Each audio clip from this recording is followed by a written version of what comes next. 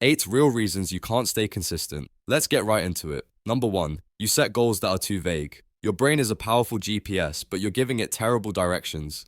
Telling yourself you want to get fit or be more productive is like typing somewhere better into Google Maps. It's a nice sentiment, but it gives your brain absolutely nothing to work with. It doesn't know the destination, the route, or the first step.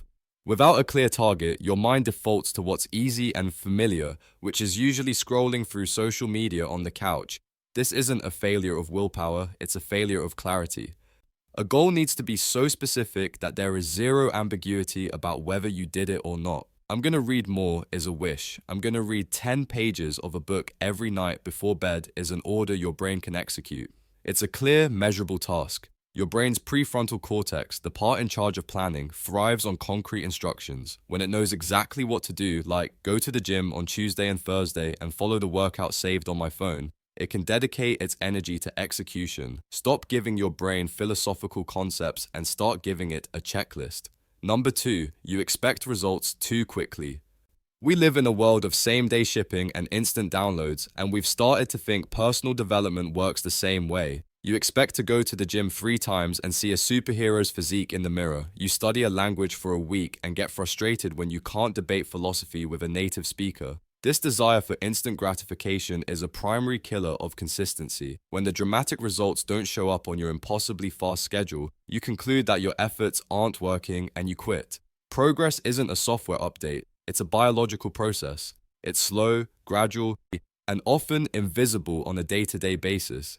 Building a habit is like growing a forest. The first week, all you see is dirt. The first month, you might see a tiny sprout. It's only after months or years of consistent watering and sunlight that you can see the tree. Your brain builds stronger neural pathways through repetition over time. This is a physical change that simply can't be rushed. You must learn to fall in love with the process, not just the fantasy of the overnight result. The real win is showing up today, even if the reward is months away. Number 3, you rely on motivation instead of discipline.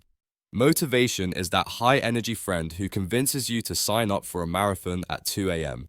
It's exciting, powerful, and gets you to buy the fancy running shoes. But motivation is also notoriously flaky. It disappears the second it starts raining on your training day or when your favorite show drops a new season. If you only work on your goals when you feel like it, you'll be starting over every few weeks. You're waiting for a lightning strike of inspiration, but consistency is built in the boring, quiet moments in between. This is where discipline, motivation's less glamorous but far more reliable cousin, comes in. Discipline is what gets you out of bed when the alarm rings, even though your inner voice is begging for just 5 more minutes. It's the act of honoring the commitment you made to yourself, regardless of your mood. It's a skill, not a feeling. It's a muscle you build by showing up when it's inconvenient and uninspiring. The pro athlete doesn't always feel motivated to practice, but they do it anyway. They're not powered by magic. They're powered by a non-negotiable schedule. Stop waiting to feel good about doing the work and just do the work. The motivation often arrives after you start, not before. Number 4, you lack systems or supportive habits. If your strategy for consistency relies entirely on raw willpower, you're destined to fail. Willpower is like a muscle that gets fatigued with use throughout the day. Every decision you make, from what to eat for breakfast to whether to speak up in a meeting, depletes it. By the time evening rolls around and it's time to go for that run or practice that instrument, your willpower muscle is exhausted. You're not weak for choosing the couch, you're just out of juice. This is why successful people don't rely on willpower, they rely on systems. A system is an environment or routine you design to make your desired habits automatic and easy. It's about making good choices the path of least resistance. Don't want to skip your morning workout? Lay out your gym clothes the night before so it's the first thing you see. Want to eat healthier? Spend an hour on Sunday prepping meals so you're not tempted by takeout when you're tired and hungry. Want to write more? Leave your laptop open to a blank page before you go to bed. These aren't grand gestures, they are small, intelligent tweaks to your environment that remove friction. Stop trying to outmuscle your bad habits and start outsmarting them with better systems. Number 5, you put too much pressure on yourself. Perfectionism is consistency's greatest enemy. You adopt an all-or-nothing mindset where a single slip-up feels like a complete catastrophe. You miss one workout, and instead of just getting back to it the next day, you declare the entire week a failure. You eat one cookie when you're on a diet, and you figure you might as well eat the whole box. This is like getting a single flat tire and deciding the only logical response is to slash the other three. It makes absolutely no sense, yet we do it all the time. This immense pressure to be perfect turns your journey into a stressful tightrope walk instead of a learning process. A misstep is inevitable, but your reaction to it is what truly matters. Consistency isn't about creating a perfect, unbroken streak of success. That's not realistic for any human being. True consistency is about shortening the gap between falling off and getting back on. The real rule isn't never miss a day, it's never miss 2 days in a row. This simple shift in perspective gives you the grace to be imperfect. It allows for bad days, mistakes, and life getting in the way without letting one small setback derail your entire journey. Number 6, you don't manage your energy and emotions. You can have the best plan and the most discipline in the world, but if you're running on empty, none of it matters. We tend to think of consistency as a purely mental challenge, a battle of willpower.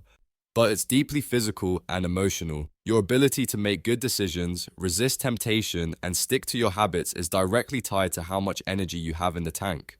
Trying to be consistent when you're sleep deprived, burnt out, or emotionally stressed is like trying to drive a car with no gas. You're not going anywhere. Your brain is wired for survival, and its primary job is to conserve energy. When you're exhausted or overwhelmed, your brain will physically downregulate your ambition to force you into low-effort activities. This is why, after a stressful day at work, the gravitational pull of the couch feels infinitely stronger than the call of the gym. It's not you being lazy, it's your brain protecting its limited resources. Therefore, managing your energy is not a luxury, it's a prerequisite for consistency. Getting enough sleep, eating nourishing food, and managing your stress aren't things you do instead of your goals. They are the foundational activities that make achieving your goals possible in the first place. Number 7, your actions aren't tied to your values. You can set the most specific, perfect goal, but if you don't have a powerful why behind it, your consistency will eventually crumble. Many of our goals are superficial. We want to lose weight to look good at the beach or learn a skill to impress others. These external motivations are like sugar highs. They give you a quick burst of energy, but they fade fast, especially when things get difficult. When you're tired and don't want to go to the gym, looking good at the beach in 3 months is a pretty weak argument against the immediate comfort of your couch. The most resilient form of motivation comes from within, when a habit is deeply connected to your core values and your sense of identity. It's the difference between I want to lose 20 pounds and I want to be a healthy, energetic person who can keep up with my kids. The first is an outcome. The second is an identity. When your actions are an expression of the person you want to become, they stop feeling like chores you have to do and start feeling like choices you get to make. This internal alignment is the bedrock of long-term consistency. Your actions become a way of voting for the type of person you want to be, and that is a reason strong enough to pull you through almost any challenge. Number 8, you don't track or monitor progress. Trying to stay consistent without tracking your progress is like trying to drive to a new city without a map or road signs. You might be heading in the right direction, but you have no idea how far you've come or how far you have left to go.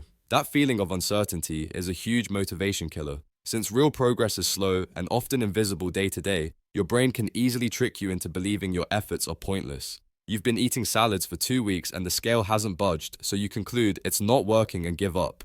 Failing to notice your clothes fit better or you have more energy, tracking provides the objective feedback your brain needs to stay in the game. It's the concrete proof that your small daily efforts are compounding into something meaningful. This doesn't need to be complicated. It can be as simple as putting a big red X on a calendar for every day you stick to your habit. Watching that chain of X's grow creates a powerful psychological incentive. You don't want to break the chain. This simple act of measurement transforms an abstract goal into a tangible game you can win.